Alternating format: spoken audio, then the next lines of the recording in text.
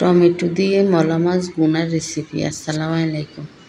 এ জায়গায় কিছু সরিষার তেল বসাই দিলাম আমরা চুলের উপরে। সরিষার তেলটা ভালো করে গরম হইলে এ জায়গায় রসুন বাটা, রসুন কুচি, পেঁয়াজ কুচি, কাঁচামরিচ পালি, লবণ পরিমাণ মতো এগুলা দিয়ে এগুলার একটু ভাজি হেলাইম।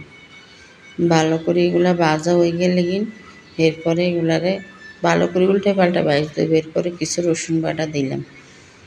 রসুন বাটাটা ভালো করে আপনার একটু রসুনের গন্ধ গেলে কিন্তু দিলাম টমেটোগুলা। এই টমেটোগুলা দিয়ে এগুলারে ভালো করে আপনার কষাই নিয়ে যতক্ষণ পর্যন্ত টমেটোগুলা নরম না হইব ততক্ষণ পর্যন্ত এগুলারে কষাই নিয়ে।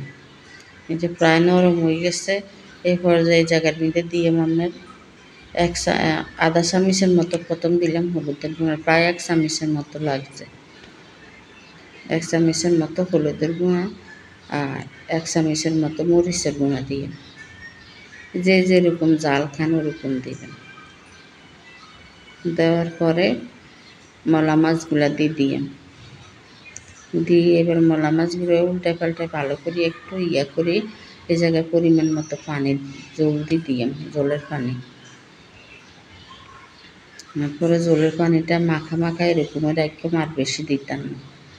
দেওয়ার পর এবার ঢাকা দিয়ে রাখি দিয়ে কতক্ষণ ঢাকাটা উল্টাই, আবার একটু উতরাইলে এগুলারে আবার একটু লাড় দিয়ে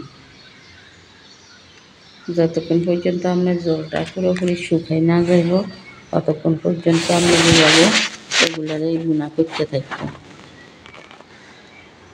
টমেটোগুলো একটু টক থাকার কারণে মাছগুলা ভাঙবো না লাড়লে। এই যে আমার প্রায় আমরা ভুনার রেসিপিটা মলা মাছের ভুনার রেসিপিটা রেডি হয়ে গেছে। যদি আপনার কাছে ভালো লাগে একটা লাইক, কমেন্ট, শেয়ার, সাবস্ক্রাইব করে দিন। আসসালামু আলাইকুম। এভাবে একবার হইলো করে খাই দেখেন, খুবই মজা লাগে। এই গরমের দিনে একটু টক টক খুবই মজা হয়।